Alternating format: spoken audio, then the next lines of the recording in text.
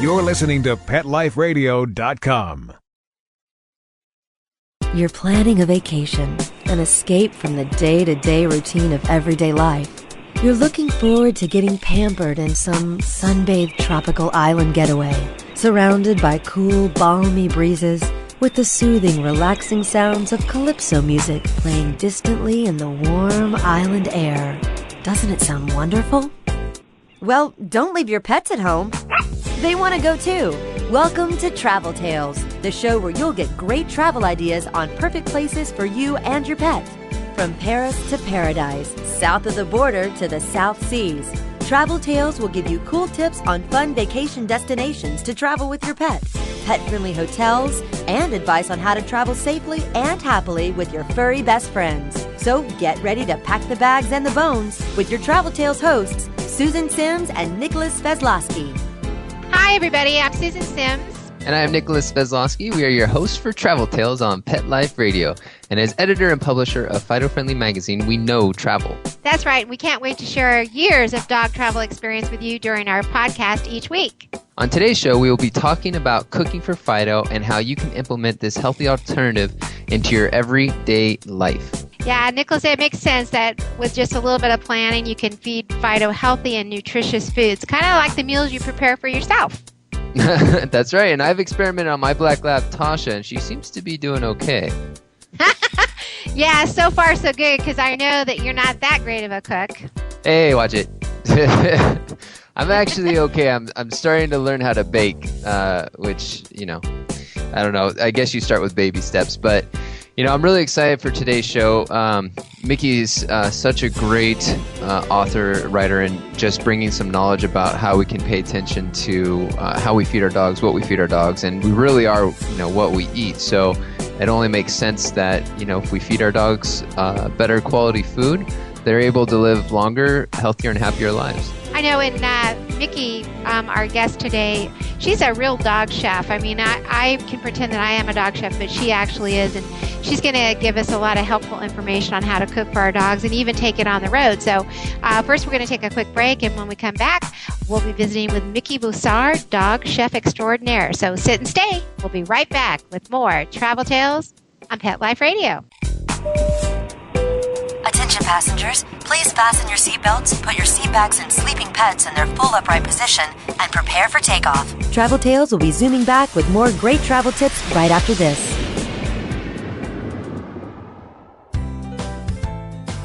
Having a rough day? Longing for the dog days of summer? Think your fun furry friend lives a dog's life? Well, find out everything you're begging to know as Pet Life Radio presents It's a Doggy Dog World with pet expert and award-winning author Liz Palaika.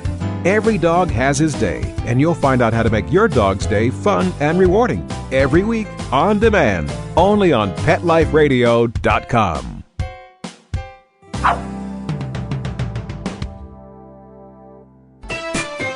Pets are part of the family, and when traveling with your dog, there's only one magazine to include when packing your doggy's duffel bag, and that's Fido Friendly, the travel and lifestyle magazine for you and your dog.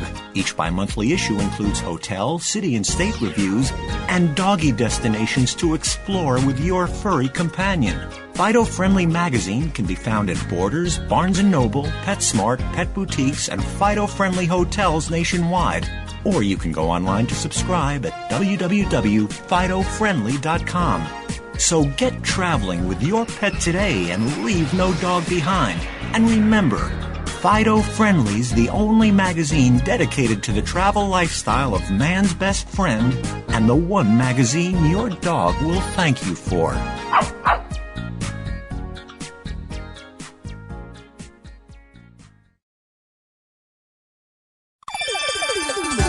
Let's Talk Pets on PetLifeRadio.com.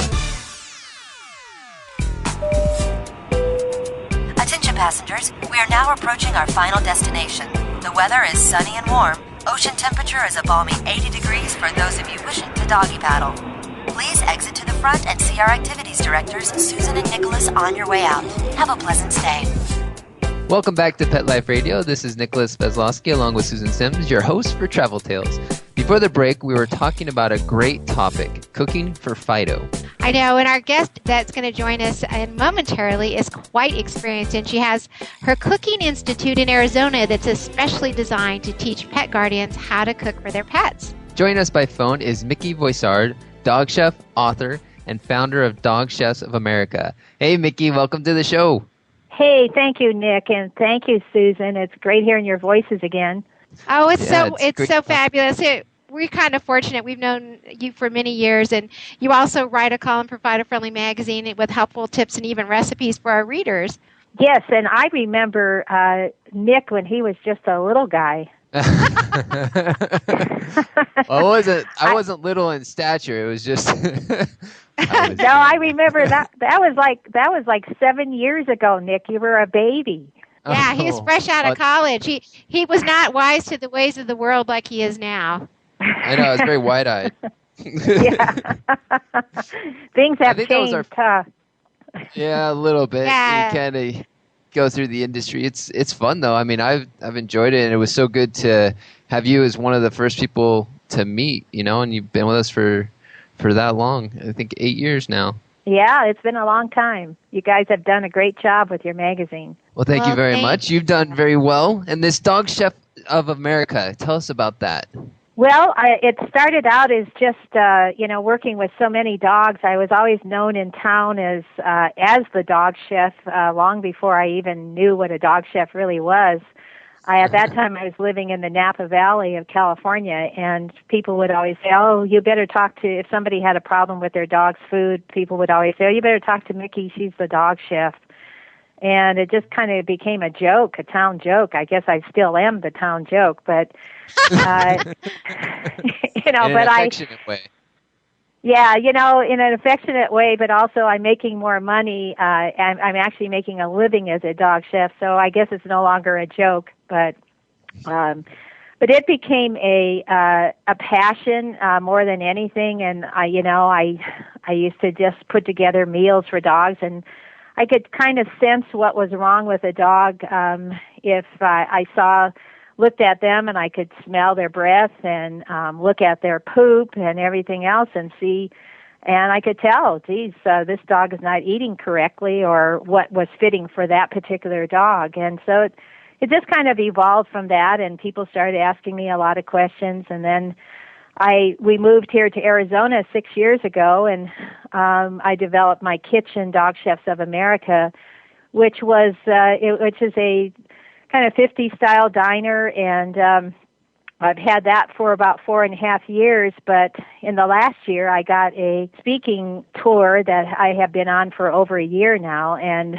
I've been all over the country and to many places overseas, which has been fabulous, and getting paid to do that and speak.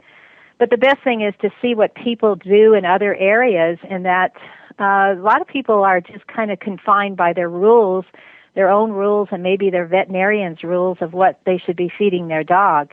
And every dog is different, just like we're all different. So that's the best part, is when you're traveling, you can see where the boundaries break down. Yeah, it's almost like we're programmed on what to feed our dogs. Oh, yeah, definitely. And a lot of dogs are suffering terribly. And I think at the same time, it shows our own crazy relationship with food, our own personal human crazy relationship with food, because people nowadays don't seem to have a very good relationship with food. They don't even use their kitchens anymore.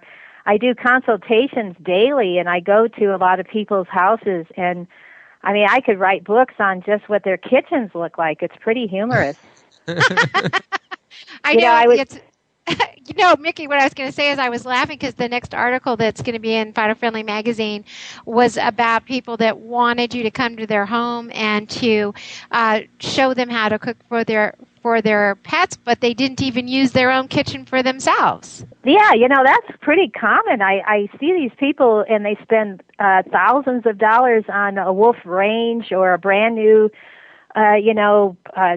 all kinds of refrigerators and everything, and it's just for show. They don't even use it. I turned on somebody's stove the other day, and it had that plastic smell that you turn on when you first turn it on. I mean, I was shocked, and how can we understand what real good food is to give our dog if we don't even know how to do it for ourselves? And so sometimes I have to go back to Food 101 just to work with the people to get them to understand what real food is, the difference between real food and chemical or food that has been, put together by some processing.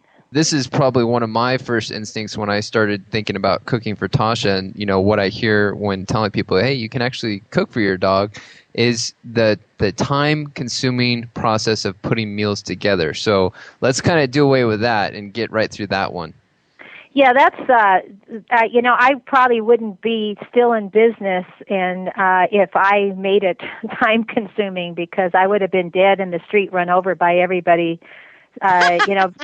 because people that's the number one thing that everybody says, and particularly here in the United States. I don't see that too much overseas, but this is our mantra here in the United States. I don't have time, I'm too busy, and it's just like, I don't really quite believe it, because I see what people do with their busyness, and it's really not true.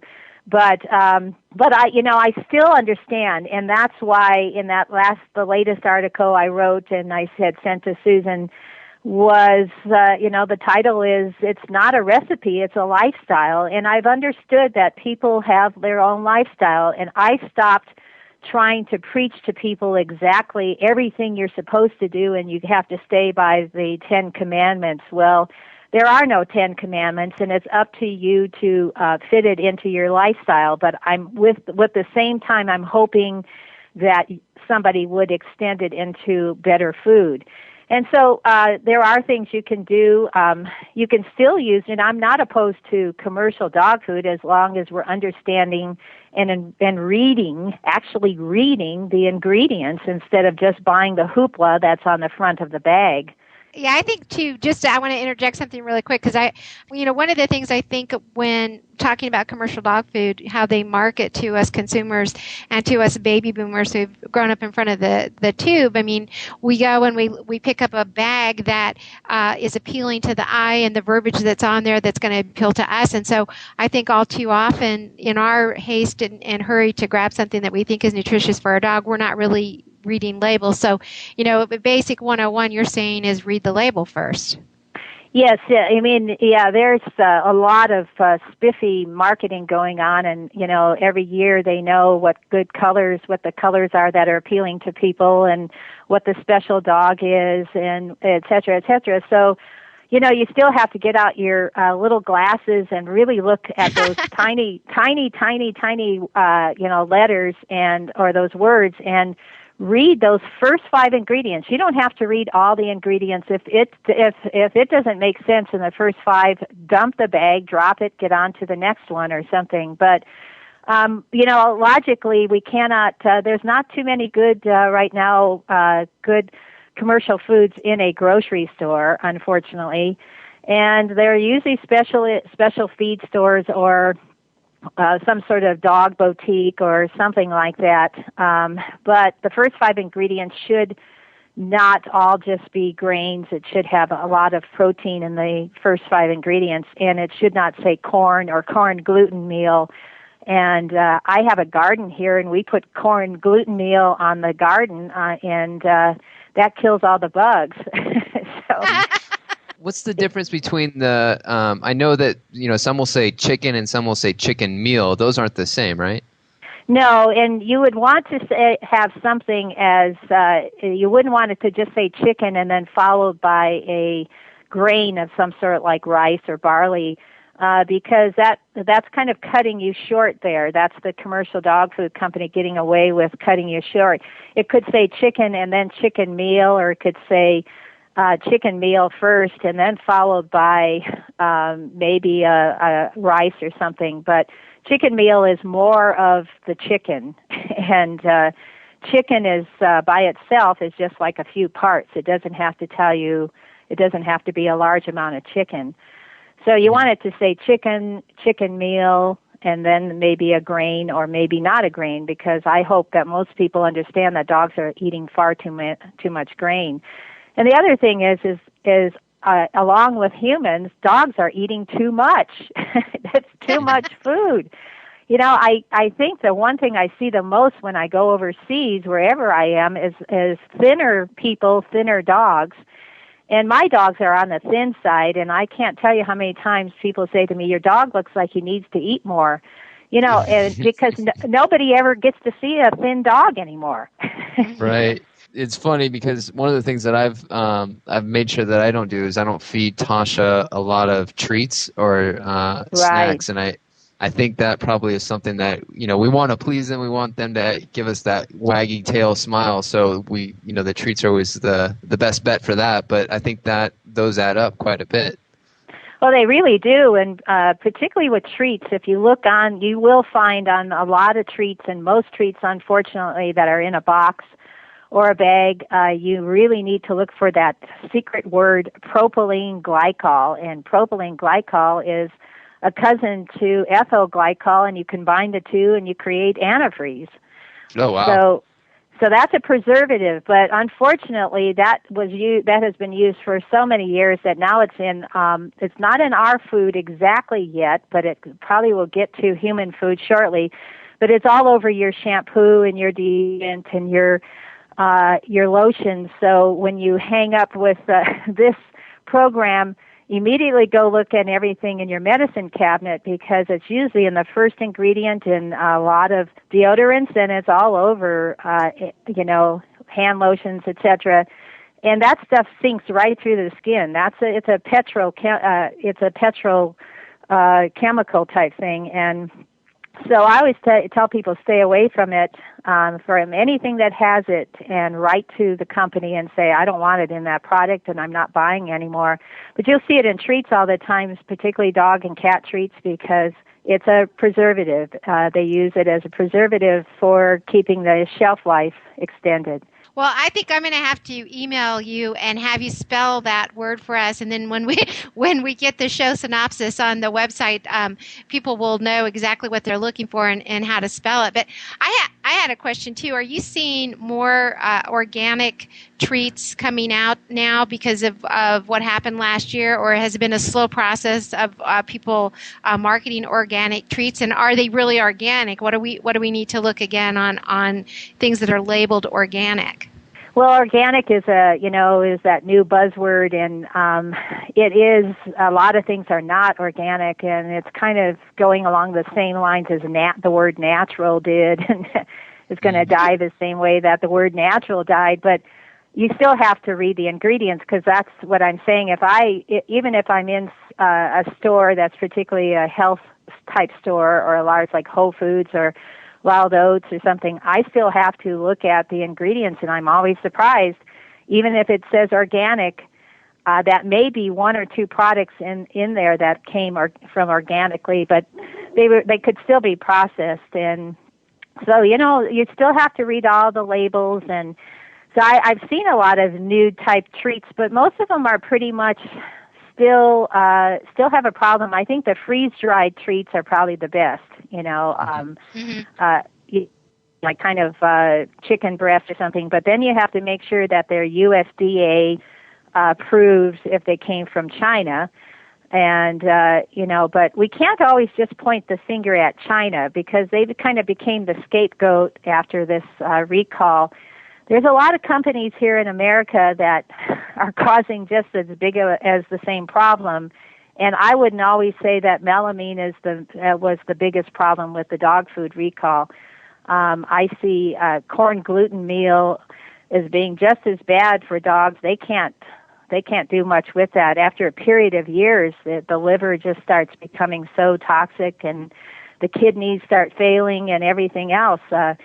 You know, I see a lot of dogs, and it's unfortunate that most people only see their dog or their neighbor's dog, or a few dogs at the dog park. But I see a lot of dogs, and every one of them has similar symptoms. And so, you know, you just have to always keep looking at the food. It just can't be the dog itself, you know, or the breed or whatever else. Yeah, the food probably definitely creates a little bit of a mentality in the dog and can make them upset if they're not getting the right nutrients. They probably start to get a little crazy. A little cuckoo. Well, it is. It's kind of like if you just ate nothing but fast food yourself and nothing but processed food, and you never, ever ate anything live, or fresh. And, I doubt that you both do that because I know that you guys eat pretty well and probably go to farmers markets occasionally and everything else. But, dogs just don't have a prayer of a chance. If the person is not eating well themselves and they don't understand nutrition,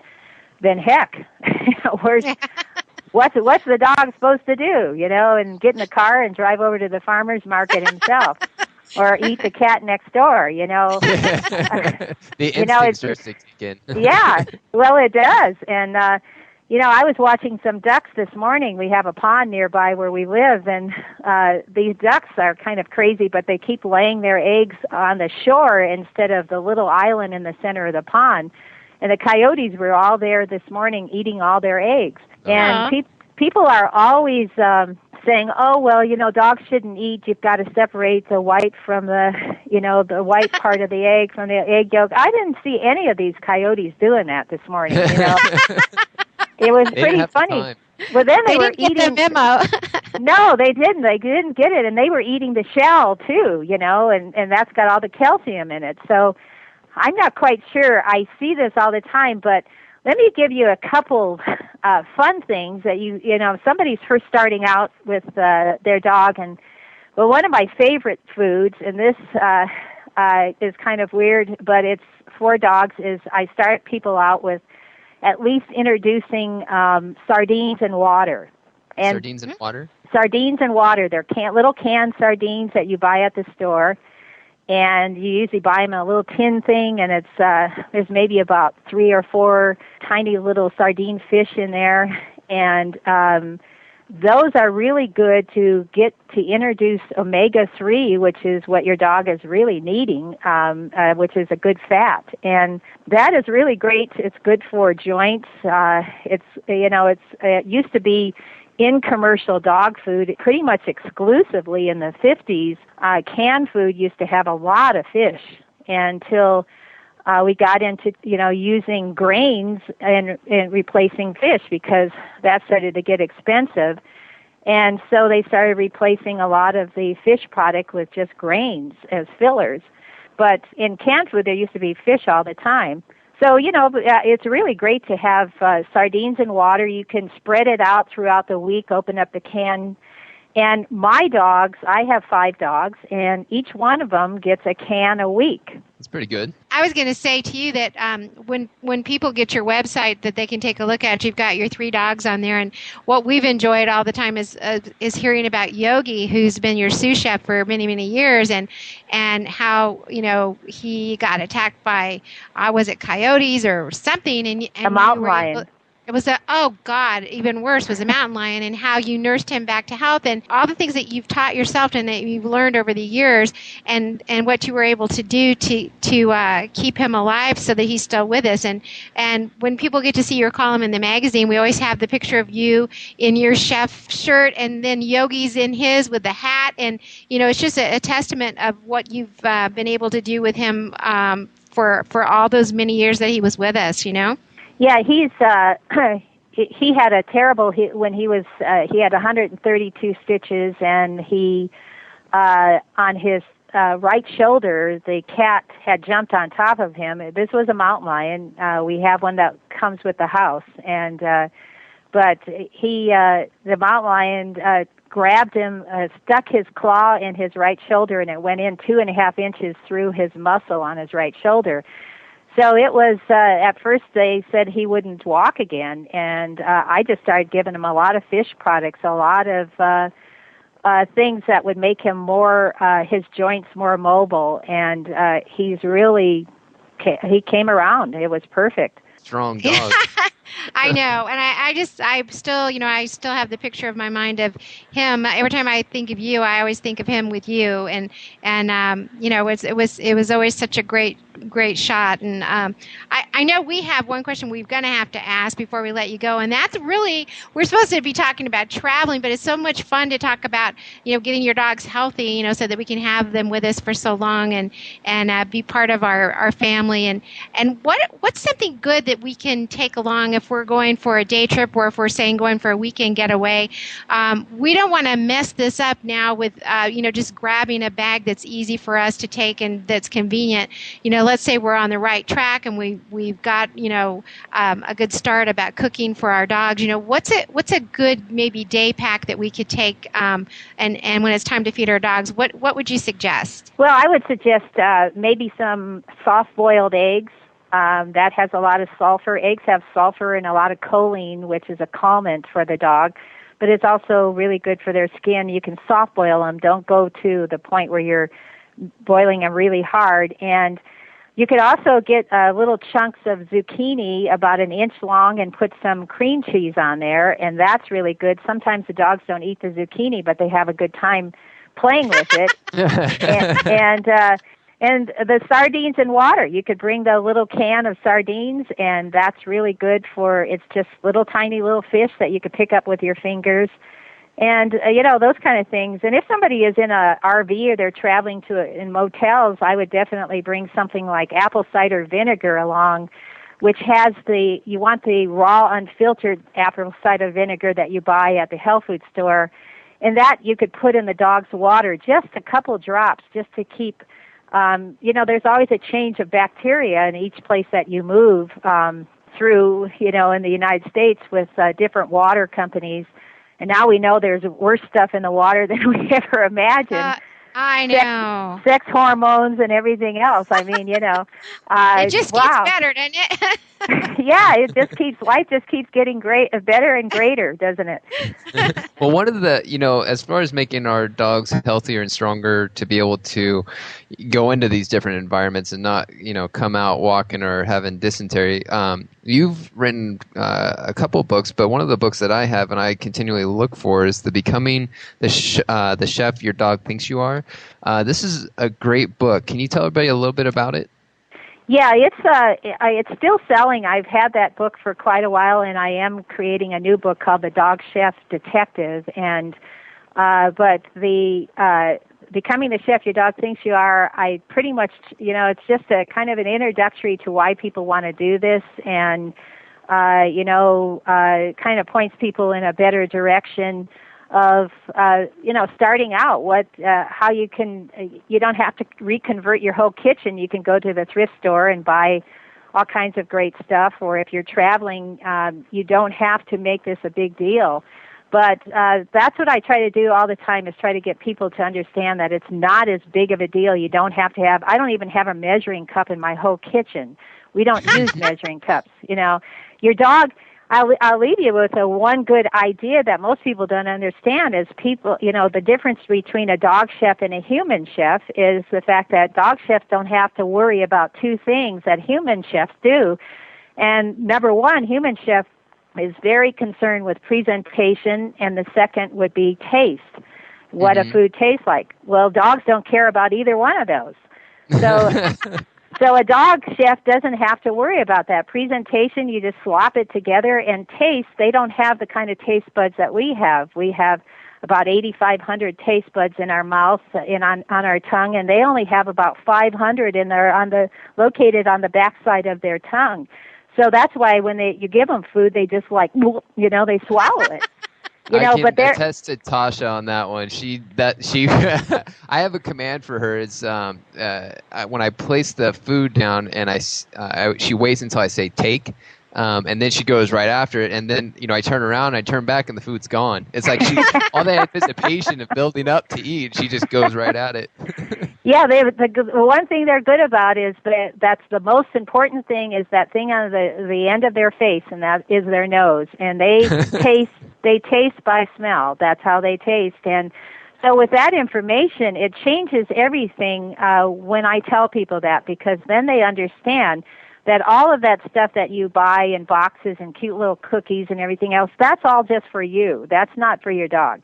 That's for your looks, for looking for your presentation. And so you don't have to waste time and energy doing all that and making it look good and making it taste good. Your dog's not going to criticize you if you make a casserole that does not include eggs, and it was calling for eggs the last time he had it. He doesn't know the difference, you know? So, you know, that's the thing. And some dogs, I recommend some dogs eat raw food, and some dogs should eat semi-cooked food, and some dogs should eat a variety. My dogs get everything that imaginable. And I'll tell you, I started doing more of that as I traveled outside of the United States, because I see people outside of the States giving their dog everything that is forbidden here in the United States, according to, you know, a lot of people that I read their books, and they say, oh, you can't give a dog garlic, you can't give a dog onions, you can't give a dog this, you can't give a dog that. Well, I'll find a place anywhere in the United States that gives any food that you can imagine, even chocolate in Switzerland. Are giving dogs chocolate. But don't go out and give your dog chocolate, because it's a different chocolate. Yeah, there's so much to know. We're going to have you come back, so we'll pick a day where we can continue this. This will be like part one of many, so I hope you can come back and visit with us sometime soon when you're not traveling around.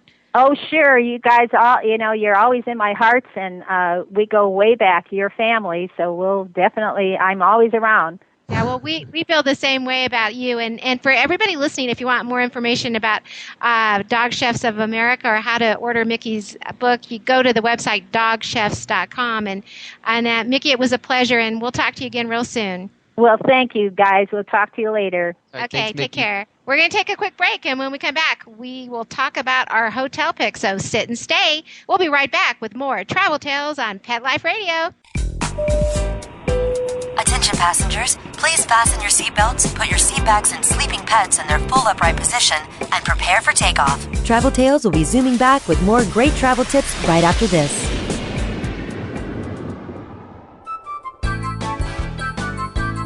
There's nothing like a shaggy dog, baby. They're shagadelic. And this is the place to find out how to have harmony in the household with your pets. Oh, yeah. So stop by our pad every week and get switched on, baby. Switched on to the show that's all about attitude. Oh, behave. With your groovy host, pet edutainer Arden Moore. Yeah, baby, yeah. Every week on demand on PetLifeRadio.com. Ready to take a walk? Not just you, but your whole family. It's the 2008 Whisker Walk, Sunday, June 8th from 9 to 4 at the Lancaster Fairground in Lancaster, Massachusetts. Pet owners and animal lovers walk to lend a paw to benefit the animal shelters and pet charities they love. Come see exhibits, demonstrations, educational programs, special attractions, product giveaways, entertainment, auctions, raffles, food, fun, and things for adults and kids to see, do, and buy, both human and pet related. Whisker Walk 2008, a fun day for everyone. For more information, log on to whiskerwalk.org. Let's Talk Pets on PetLifeRadio.com. Attention passengers, we are now approaching our final destination. The weather is sunny and warm. Ocean temperature is a balmy 80 degrees for those of you wishing to doggy paddle. Please exit to the front and see our activities directors, Susan and Nicholas, on your way out. Have a pleasant stay. Welcome back to Pet Life Radio. This is Nicholas Bezlowski along with Susan Sims, your host for Travel Tales. Just before the break, we were talking with Micki Voisard, dog chef and founder of Dog Chefs of America. I know, she's such a neat lady. I think we could have probably talked to her for 2 days. I mean, what a wealth of information, and a lot of what a lot of people don't know about her. She's a cancer survivor, and she did a lot of healing herself and learned a great deal about nutrition before she even embarked on becoming a dog chef. Yeah, there's a lot of things that I think we can, take into mind and consideration when we start thinking about food. And the first thing is that we don't think about it. I mean, I know I'm guilty of just kind of going along with the flow and just, what's in front of me. Sometimes I eat. But really paying attention to what you put in your body, and then, being able to have that thought process when you're feeding your dog, it just kind of transcends right into how you feed yourself. So everybody gets healthy.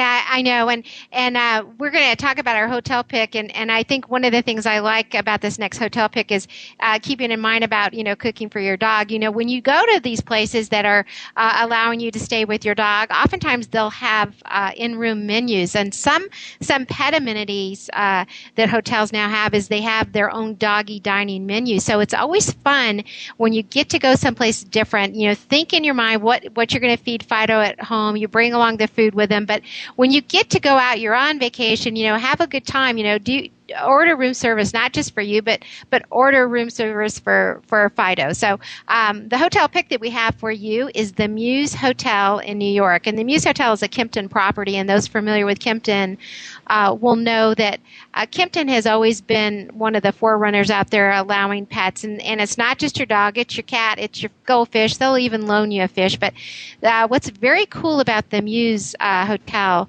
it's located right where Times Square is. So that's fun in itself. So you can go right out your door and have a good time. And this hotel has 200 guest rooms. So you still want to call ahead and make reservations and let them know you're going to bring Fido. But what is very cool is they have a Pampered Pooch package. And what this is, it's a pet amenity, and it's a basket, and you get this when you show up. And it has your canine treats, food, and water bowls. And you can actually book an in-room hers and furs pedicure. That's awesome. I did not know that they were allow you to do that. I mean, okay, I think my Black Lab Tasha would absolutely love that. And I just have to tell all the listeners out there and everybody that, travels with their dog, and they probably say, gosh, being an editor of Fido Friendly, you got to have such a great gig. But the person that really wins out on this is my dog. In fact, lately it seems like she gets the royal treatment more than I do. Hey, that's how it should be. Yeah, right. I guess so.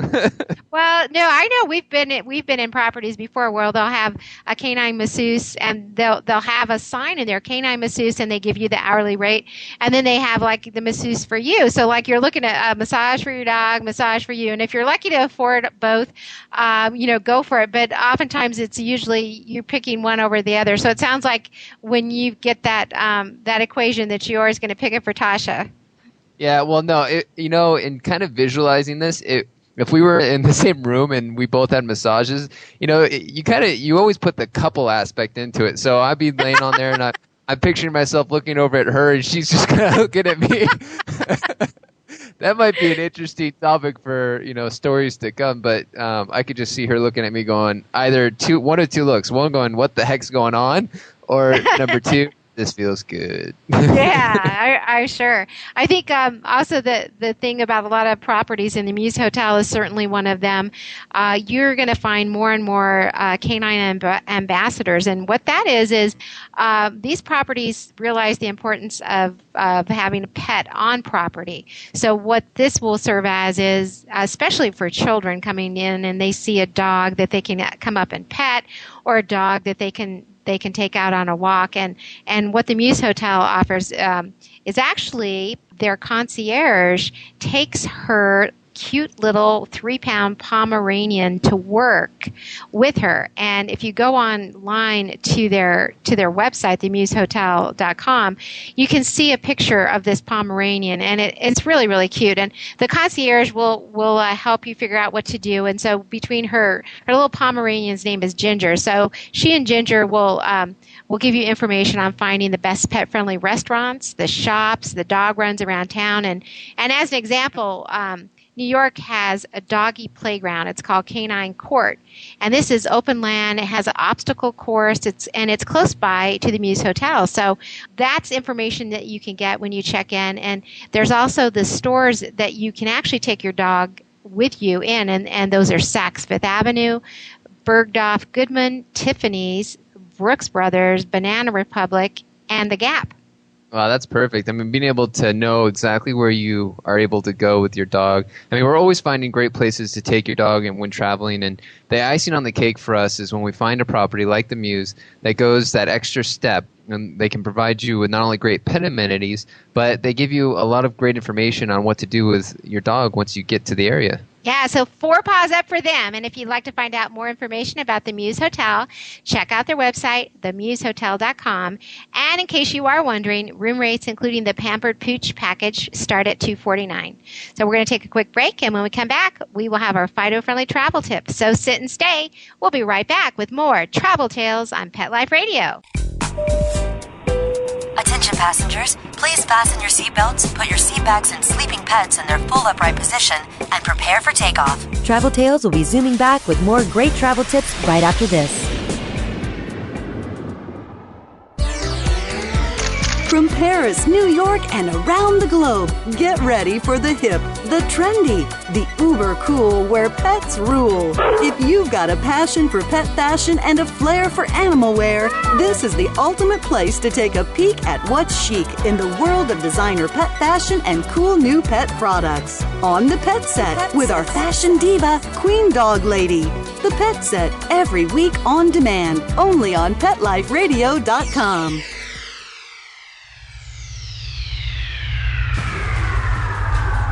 Greetings, human. What planet am I on? Welcome to Pet Planet. Here's a copy of Pet Planet magazine, Florida's most informative and fun pet resource magazine. It features heartwarming stories and informative articles from local and national pet experts. Excellent. Pet Planet magazine offers Operation Planet Rescue, helping rescued pets find new homes. And it's available at 500 locations in South and Central Florida and 24/7 on the internet at petplanetmagazine.com. If you're out and about with your pet, you may be featured in paparazzi, candid pictures of you and your pet. For up-to-date pet-friendly events, activities, and pet-related services and products, Pet Planet magazine is your final destination. I shall take this magazine home with me. Back to your home planet? No, to my condo in Boca. Pet Planet magazine. Check them out at www.petplanetmagazine.com or 352-394-8578. It's out of this world.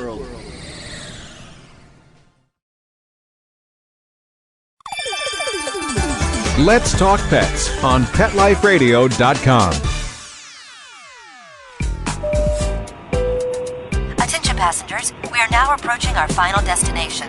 The weather is sunny and warm. Ocean temperature is a balmy 80 degrees for those of you wishing to doggy paddle. Please exit to the front and see our activities directors, Susan and Nicholas, on your way out. Have a pleasant stay. Welcome back to Pet Life Radio. This is Nicholas Vezlowski along with Susan Sims, your host for Travel Tales. Before the break, we were talking about our hotel pick, and that is the Muse Hotel in New York. Yeah, how fun is that to travel to New York with your dog and stay at such a fantastic property? They have a great pet amenity package, they have no pet fee, and no restrictions. Yeah, that is actually a great hotel, and this brings us to our Fido-friendly travel tip. When you stay at a nice hotel like the Muse, you can order room service and treat your pet like a star.